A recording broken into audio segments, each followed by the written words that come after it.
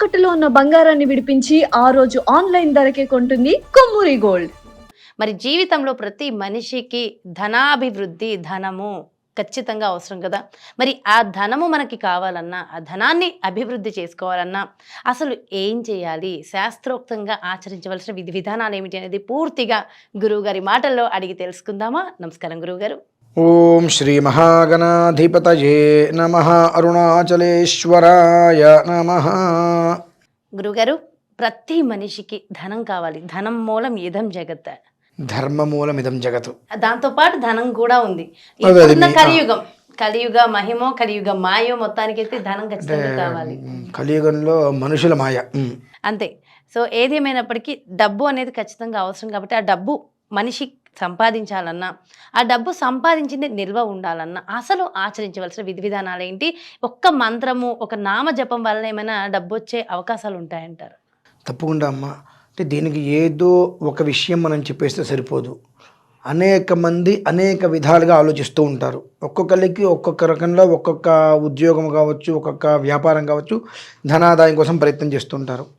ఒక విధానాన్ని మనం చెబితే అది అందరికీ అవగాహన ఉండవచ్చు, అవగాహన లేకపోవచ్చు కూడా. దీనికి మొత్తము కూడా 16 కృతులు ఉంటాయమ్మా. అంటే 16 విధానాన్ని అనుసరించి విభజించి చెప్పబడి ఉన్నది. అంటే ధనం అనేటువంటి సంపాదించుకోవాలన్నా, ధర్మపదంగా అది నిలబడాలి అన్నా, అది వంశానికి చక్కగా మనం ఇవ్వాలి అన్నప్పటికీ కూడా ఏదైనా 16 విధానాలను అనుసరించి చెప్పబడింది. అది మీకు ఒక్కొక్కటిగా నేను వివరించగలుగుతాను. ఇందులో ప్రప్రధానంగా ధనానికి అధిపతి ఈశ్వరుడు. లక్ష్మీదేవి అని కొంతమంది అంటారు, కుబేరుడు అని కొంతమంది అంటారు. ఈశ్వరుడు, దీనికి ఈశ్వరుడికి లక్ష్మీ అమ్మవారికి ఒక రకమైన సంబంధం ఏర్పడి ఉన్నది. అది ఏమిటి అని అంటే మనకు ఇందులో చెప్పబడి ఉంది. ఈశ్వరుడికి బాగా ఇష్టమైనటువంటి పత్రి బిల్వపత్రం, మారేడు అని అంటేనే లక్ష్మీ అమ్మవారితో చాలామంది లక్ష్మీ అమ్మవారిగా మనం తీసుకుంటాం. త్రిదళం త్రిగుణాకారం త్రినేత్రం చ త్రియాయుధం త్రిజన్మ పాప సంహారం ఏకబిల్వం శివార్పణం అని మనకు బిల్వాష్టకంలో అది చెప్పబడి ఉన్నది. ఎక్కడైనా సరే, ఎవరింట్లో అయినా సరే, ఎవరి పెరట్లో అయినా సరే, దేవాలయంలో అయినా సరే మారేడు చెట్టు ఉంది అంటే సిరి సంపదలకి నిలయం అది. అవకాశం ఉన్న వాళ్ళు ఎవరైనా సరే అంత మారేడు చెట్టును తెచ్చుకొని ఇంట్లో పెంచుకోవడం కూడా చాలా శ్రేయదాయకం. మారేడు చెట్టు ఎక్కడైతే ఉంటుందో ఆ మారేడు చెట్టు కింద చక్కగా శివలింగాన్ని చేసుకొని, మట్టితోటే చేసుకొని చక్కగా ఏమీ రాకపోయినా బిల్వాష్టకం అది పారాయణ చేసుకుంటూ లేదా అది వింటూ మట్టితోటి ఈశ్వరుని తయారు చేసి ఆయనకి చక్కగా దీపారాధన చేసుకొని, ఆవు నెయ్యితోటి దీపారాధన చేసుకొని, 2 కుందులు ఇటొకటి మనం ఇటు తీపి పెడతాం. కుందులు అంటే మనం వెలిగిస్తే మన వైపు ఉంటాయి, అది భగవంతుడి వైపు ఉండాలి ఆ జ్యోతి. ఆయనకి దీపారాధన చేసుకొని ధ్యానావాహనాది ఏమీ రాలేదు, ధ్యానావాహనాలు అవగాహన లేదు.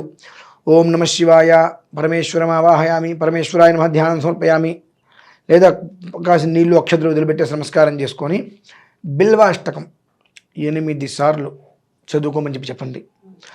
ఆ 8 సార్లు కూడా 8 బిల్వాలు చక్కగా తీసుకొని ఈశ్వరుడి శిరస్సు మీద పెట్టి అర్చన అయిపోయిన తర్వాత అంత వెన్నపూస, లేదంటే కనుక ఎండు ద్రాక్ష, లేదంటే బెల్లం ముక్క, లేదా కొబ్బరి బెల్లం కలిపి నివేదన పెట్టి హారతి ఇచ్చి ఆ 8 బిల్వాలు ఇంటికి తీసుకువెళ్ళి 8 బిల్వాలు ఇంటికి తీసుకెళ్ళి దేవుడి గుట్లో ఒక ప్లేట్ వేసి పెట్టుకోమని, అంత భస్మం వేసి పెట్టుకోమనండి. ఖచ్చితంగా మారేడు దళాలు 8 దళాలు 3 కలిసి ఒక దళంగా వస్తుంది. అవి 8 దళాలతో అర్చన చేసిన తర్వాత హారతి అంతా అయిపోయిన తర్వాత ఆ దళాలు తీసుకొని 8 ఇంట్లో దేవుడి దగ్గర ప్లేట్ పెట్టుకొని ఆ ప్లేట్లో తిరగదిప్పి పెట్టి అందులో అంత భస్మం వేసి పెట్టానండి. ప్రతి సోమవారం చేయమనండి. ఒక 11 సోమవారాలు చేసిన తర్వాత వీళ్ళకి మొదటి సోమవారం మీద 2వ సోమవారం నుంచే వాళ్ళకి ఆ వృద్ధి అనేటువంటిది కనిపిస్తుంది. వృద్ధి కనిపించేటువంటి అమాంతం పైనుంచి అయితే డబ్బు రాలేదండి కిందకి, అది అబద్ధమైన మాట. మరి ఎలా వస్తుంది? మనం వెళ్ళేటువంటి మార్గం ఉంటుంది. ఆ మార్గం అనేటువంటిది ఏ రకంగా వెళితే, ఏ మార్గంలో వెళ్తే జీవితంలో జీవం అనేటువంటి ఉంటుంది అనేటువంటిది పరమేశ్వరుడు మనకు చూపిస్తాడు. నాయన అబ్బాయి ఈ మార్గంలో వెళ్ళు, జీవితం బాగుపడుతుంది అని. ఆ పరమేశ్వరుడు చెప్పిన మార్గంలో వెళ్ళేటప్పుడు ఒక 10 కిలోమీటర్ల వరకు కాస్త ఇబ్బంది ఉంటుంది, అధిగమించు, తర్వాత జీవితం మొత్తం నేను చూసుకుంటాను, కనీసం స్పీడ్ బ్రేకర్ కూడా రాకుండా జీవితం మొత్తం నేను నిన్ను కాపాడుకుంటా అని చెప్పి చూపిస్తాడు. ఆ రోజు చూపించి నువ్వు వెళ్ళలేదన్నా 2వ వారం 3వ వారం చేస్తే చేపట్టుకుని లాక్కెళ్తాడండి. సందేహమే లేదు. ఖచ్చితంగా ఆ రకంగా కనుక చేసినట్లయితే ప్రతి ఒక్క మనిషి జీవితంలో కూడా ఐశ్వర్యం అనేటువంటిది శుక్లపక్షములో చంద్రుని వలె దినదిన ప్రవృద్ధి చెందుతుంది. ఇది నిజమా అబద్ధమా అనేటువంటిది చాలామందికి అపోహలు ఉంటాయి. అంటే ఇవన్నీ చేసి ఆల్రెడీ అలా సెట్ అయిన వాళ్ళు ఎవరైనా ఉన్నారా అనేది కూడా చాలామంది అడుగుతూ ఉంటారు. ఇప్పుడు ఒక మాట చెప్తానండి, ఎలా ఉందంటే ఒక పని చేసి బాగుపడిన తర్వాత ఇంకొకరికి చెప్పుకోరు. అంతే, నిజం, ఫ్యాక్ట్. చెప్పుకుంటే వాళ్ళు కూడా బాగుపడతారేమో అని ఒక ఏడుపు కావచ్చు. 2, ఒకవేళ నేను చెప్పుకోవటం వలన నా సంపద మొత్తం వాళ్ళకి వెళ్ళిపోతుందేమో, దిష్టి తగులుతుందేమో, అది కూడా. ఇవి చాలా కారణాలు ఉన్నాయి. దాదాపుగా ఎవరు కూడా చెప్పుకోవడానికి సిద్ధపడరు. కానీ మీరు చేసుకోండి, మా వాళ్ళు ఎవరో చేశారు బాగుపడ్డారు, మీరు కూడా చేసుకోండి బాగుపడతారు అని చెప్తారు. మేము హాయిస్తే మేము చేశాము సుఖంగా ఉన్నాము చెప్పుకోవడానికి కొంచెం వెనక ఆలోచిస్తారు. ఎందుకంటే కొంతమంది నవ్వుతారు, హే మీరు ఎట్ట పూజలు చేశారని నవ్వుతారు. అనేక కారణాలు కావచ్చు కాక ఎందుకని చెప్పి చెప్పుకోవడానికి సిద్ధపడరు. మీరు చెప్పారంటే ఏదో ఒక ప్రామాణికత ఉంటేనే ఖచ్చితంగా. ప్రామాణికం అనేటువంటిది బిల్వ వృక్షానికి మించిన ప్రామాణికం ఏదండి. అంతే. ఇప్పుడు కార్తీక మాసం వచ్చిందంటే 1 రోజులు 1,00,000 బిల్వార్చన అంటారు. ఆ బిల్వదళం మాత్రమే ఇవాళ అర్చన చేసిన రేపు తడిపి మళ్ళీ అర్చన చేయడానికి వినియోగించడానికి ఒక్క దళం ఏంటంటే మారేడు దళం. నిర్మాల్యం అనేటువంటి దానికి లేదు. అంటే ఒకసారి వాడిన తర్వాత పడేయాలి, వాడకూడదు అనేటువంటిది లేని పదార్థం ఏదైనా ఉంది అంటే మారేడు దళం ఒకటే. దాన్ని ఎన్నిసార్లైనా ఇవాళ పెట్టుకుని రేపు పొద్దున్న మళ్ళీ నీళ్ళలో ముంచి మళ్ళీ పెట్టడానికి అర్హత కలిగింది బిల్వదళం ఒక్కటే. దానికి మాత్రమే సమృద్ధి అనేటువంటిది. ఇంకా దేనికి సమృద్ధి అనేటువంటి చెప్పాల, వృద్ధి చెప్పారు. వృద్ధికి సమృద్ధికి చాలా తేడా. వృద్ధి అంటే సమృద్ధి అంటే అసలు చెప్పలేము. వృద్ధికి సమృద్ధికి తేడా అంటే ఆ సమృద్ధి అనేటువంటిది కేవలం బిల్వదళానికి మాత్రమే చెప్పబడింది, ఇంకా దేనికి కూడా చెప్పబడలేదు. ఆ బిల్వ వృక్షం దగ్గర కనుక ఈ విధానాన్ని కనుక అనుసరించినట్లయితే ప్రతి ఒక్క మనిషి జీవితంలో కూడా శుక్లపక్షంలో చంద్రుని వలె కాంతి అనేటువంటిది ఖచ్చితంగా ఏర్పడుతుందమ్మా. అది అనుభవించిన వాళ్ళకి అనేక రకాలైన ఆనందాలు కలుగుతాయి. అది విషయం. ఇది మొత్తం 16 విధానాలు అయితే ఉన్నాయమ్మా.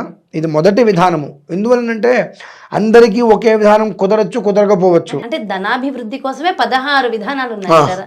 అయితే మరి చెప్పండి గురువు గారు. షోడశ ఉపచారాలు ఎలా అయితే ఉంటాయో అలానే 16 రకాల విధానాలు చెప్పబడి ఉన్నాయి. ఎందువలనంటే ఇప్పుడు నేనున్నా, నాకు అనుష్ఠానపరంగా ధనాభివృద్ధి ఉంటుంది.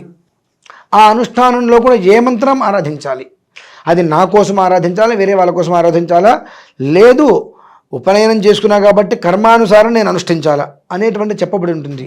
ఏది పడితే అది అనుష్ఠానం చేసుకుంటే నాకు డబ్బు రాదు.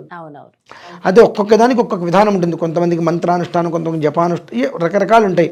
ఇది కుదిరిన వాళ్ళు ఇది చేసుకుంటారు. ఇంకా 16 విధానాలు అన్నారు కదా. 16 విధానాల్లో మనకు మొట్టమొదటిదే ఇది ఇచ్చారు. మిగిలిన 15 విధానాలు కూడా చెప్తాను. ఎవరికి ఏ రకంగా అవకాశం ఉండి చేసుకోగలిగితే వాళ్ళు ఆ విధానాన్ని అనుసరించినట్లయితే వాళ్ళ జీవితాలు గోరింటాకు చేతికి పెట్టుకుంటే ఎలా అయితే ఎర్రగా పండుతుందో అలా పండుతుంది మన జీవితం. అయితే చాలా చాలా చాలా సంతోషం గురువు గారు. అంటే చాలా విధి విధానము ధనాభివృద్ధి కోసం ఎంతో చక్కగా వివరించారు. Thank you so much Guruji. నమస్కారం.